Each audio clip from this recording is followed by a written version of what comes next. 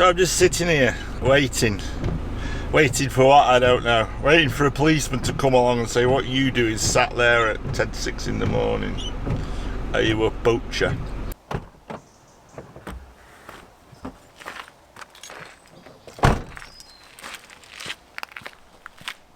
I'll see you on the other side.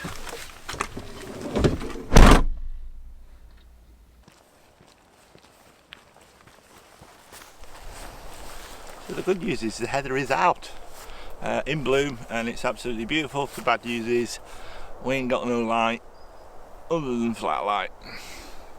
So it's a determination of what we're going to do. Are we going to go for something intimate here with what we've got, or are we going to go into creepy wood? My feeling is that we try and get something. We've got a nice tree in front of me which isn't moving around too much. We've got quite a breeze going on. It's just, as you know as well as I do, that with the light flat, with it not doing anything, you're really not going to get much to speak of. So this photographer is trying to think what to do and what composition may or may not work. Maybe nothing will this morning.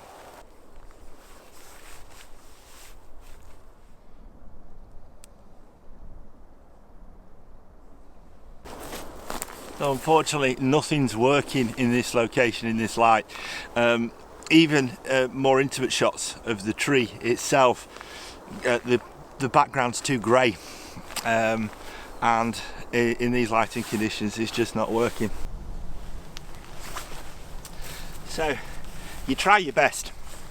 The location's gorgeous, the tree is gorgeous, the heather is gorgeous, but we've got wind which is moving the tree, and we've also got a really grey nondescript sky which is very difficult to balance without blowing out the highlights. There's a lot of composition around this tree to get a nice image with the heather, but again, it's not going to be today.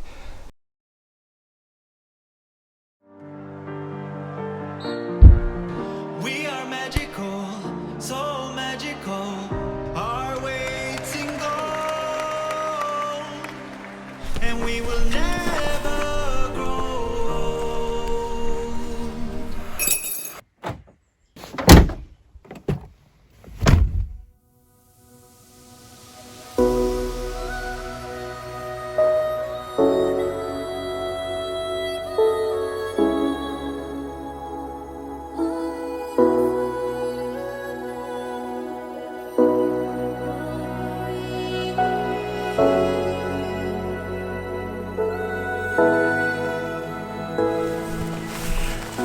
Setting up here, I've just stumbled and bummed, there's nettles on this rock.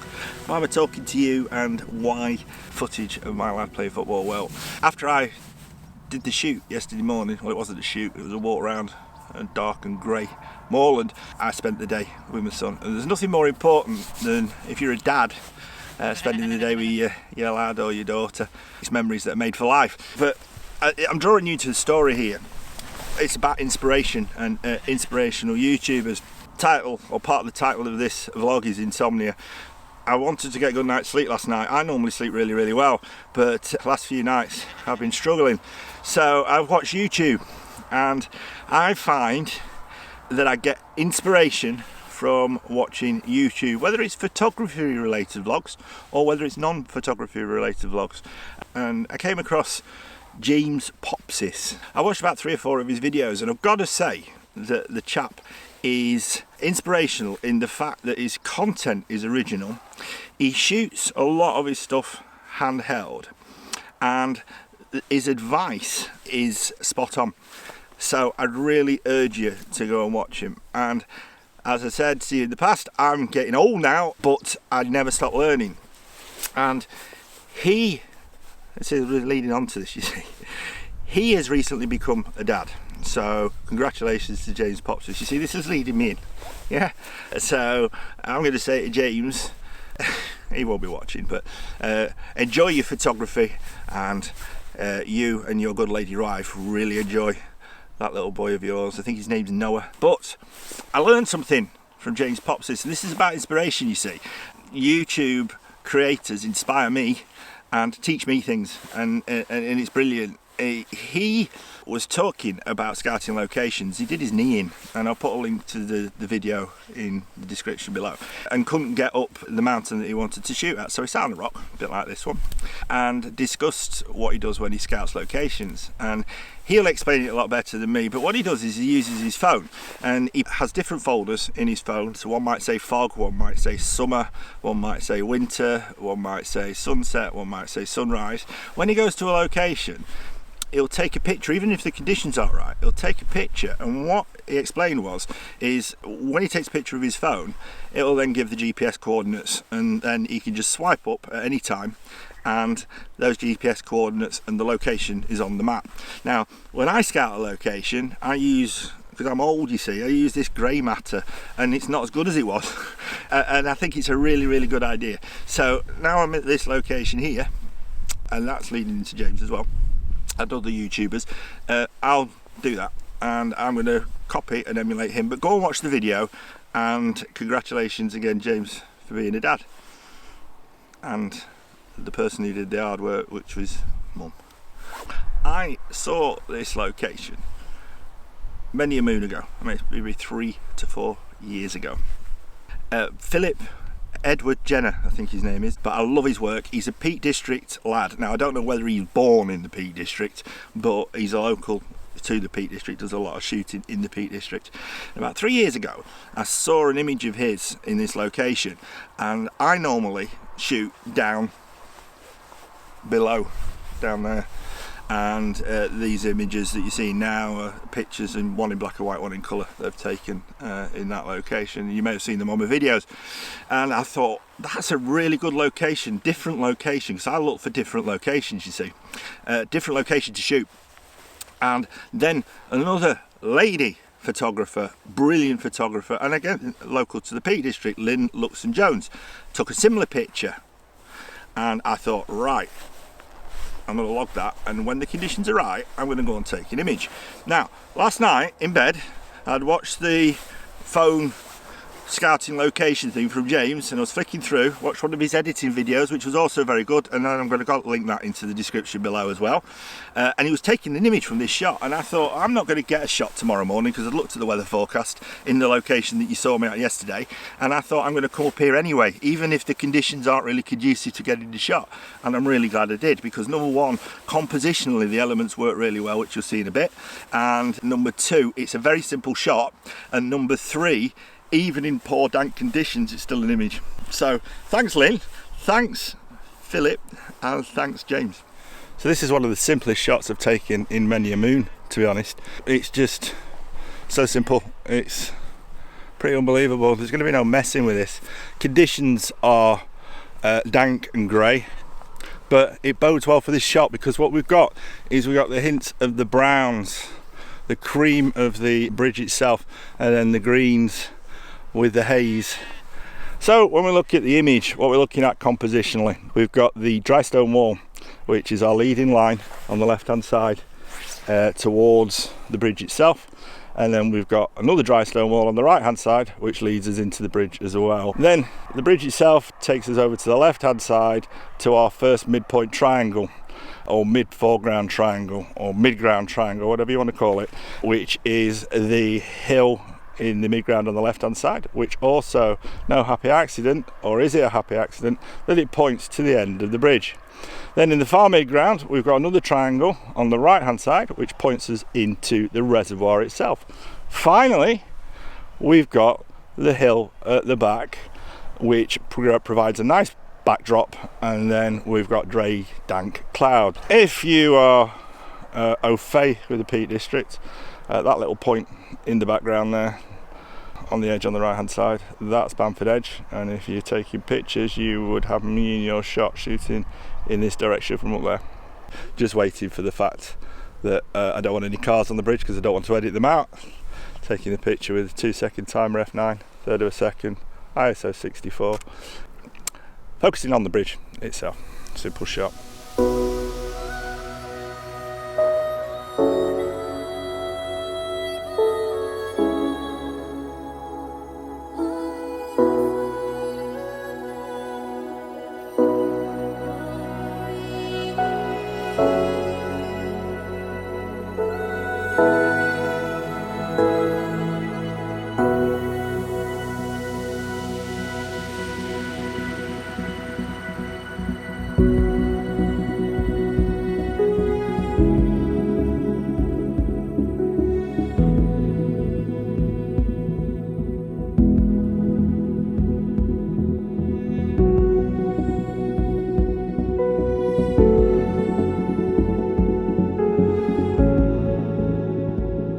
the second thing I wanted to talk about was story. What I noticed about my videos is that whilst I go out and it's a follow me type of video, sometimes the story's not quite there.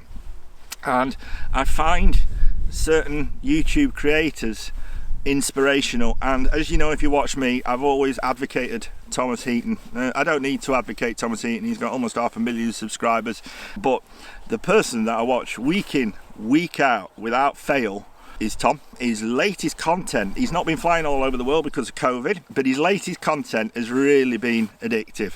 I've been watching how he composes his videos, and I'm not a lover of B-roll, but I'm adding a little bit more B-roll in because what it does is it adds to the story. And what I've found is those stories can be inspirational for other people. So, for example, Tom has bought a Mitsubishi. I always get this wrong. He calls it a Delica, I call it a Delicia. My wife says it's a Delica. And he's done it up, and it wasn't anything to do with photography, and it was really, really interesting. And you say, well, what's that got to do with the price of fish? No, I'm not going to buy a Delicia or a Delica. I've had a Land Cruiser now for 2.5 years, and I love it. And if I need to, I can sleep in the back, but I prefer a Premier Inn. But he then showed his adventures taking his Delicia off-road. And that then inspired me to get in contact with the people that he went with, which was a bit of a happy accident because there's lots of people on Instagram that do 4x4 adventures. I didn't know if it was the same one, and I found out when I went that yeah, it was the same people. I enjoyed it so much, I've booked on another 2, so I'm going to one in the Lake District and I'm going to one in the Yorkshire Dales. And what that does is it's giving me inspiration to find new photography locations which I can get to, which would normally be inaccessible in a day. And I'm really looking forward to that. So that's another inspiration. Going to the final inspiration is building relationships. I'm very much a loner when it comes to photography, to be honest. I prefer to shoot on my own, but I do love building relationships. And as I mentioned in my previous video, one relationship that I built is Adam Karnacz, and he has introduced me to areas of photography that I would not have normally thought of. And this is going to lead us into the last section of the video. You see the stories rolling in, even though I'm talking too much. I went on a shoot with Adam in North Yorkshire, James Herriot country, last year, and with everything that was going on, it didn't go out, and I'm going to put a section of that up now, the best section of the video. Very funny is that we stood there and I realised that where I was a childhood haunt of mine with my mum and dad when I was growing up, and I didn't realise because I used to stay very close to the area, this location that we're shooting in.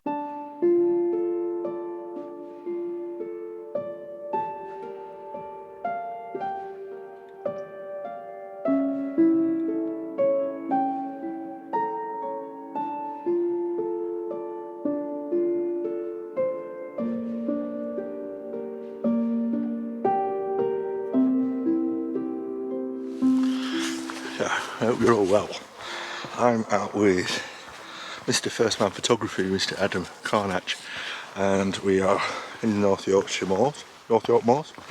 Forecast is for dramatic light and interesting skies later on. Possibility of even hail, and hail indicates thunderclouds, and thunderclouds indicates possibly dramatic clouds, which indicates dramatic light. So we're hoping that we should be able to get something quite interesting. So I've got a tiny little camera, it's a little weeny one, and Adam's got a big one.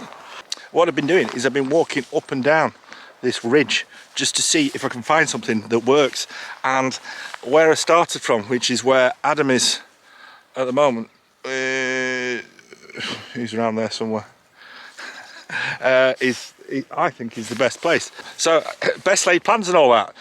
I was talking about going back to where Adam is. Adam's now come to me and he knows this area well, and he's saying let's have a walk up the ridgeline, but go further than I did. So we're going to take a quick trip up there. I wouldn't take it for gospel though, because I was just saying to Paul, whatever, we need to be in the right position because I want to bring all the elements together that are going on at the moment, but whatever decision we make, it'll be the wrong one. So we might go up that way, and then we've decided that we run, and so we'll run as fast as we can, as long as my old ticker will take it. Mr. Firstman, he's taking me round at the corner here, but I just saw a quick composition there. Sorry, I lost my head. A quick composition that looked great. I loved it. But we're going to have to walk down and see whether or not it works further around. But I'm not convinced. I'm not convinced, Mr. Firstman. Prove me wrong. Oh dear. I think I spat on the lens. Adam's taking about 20 yards to my left, and he stood right on the edge of a precipice, and he's 6'3" or something, so it must be even higher for him than it is for me, because I'm sat on my bum. Sat on my bum and enjoying the view, but not enjoying what's down there. So, funny enough, Adam and I were just talking, and he told me where I am. And the thing is, I used to come very close to here as a kid with my parents, and had many a happy holiday not far away. A little bit nostalgia, happy memories, sitting, waiting for a sunset, and thinking of good times. It doesn't get much better than this. If I had a glass of wine, perfect. But I haven't, and I've got to drive home. So hopefully we'll get a shot, and if we do, it'll be here, and if we don't, it won't.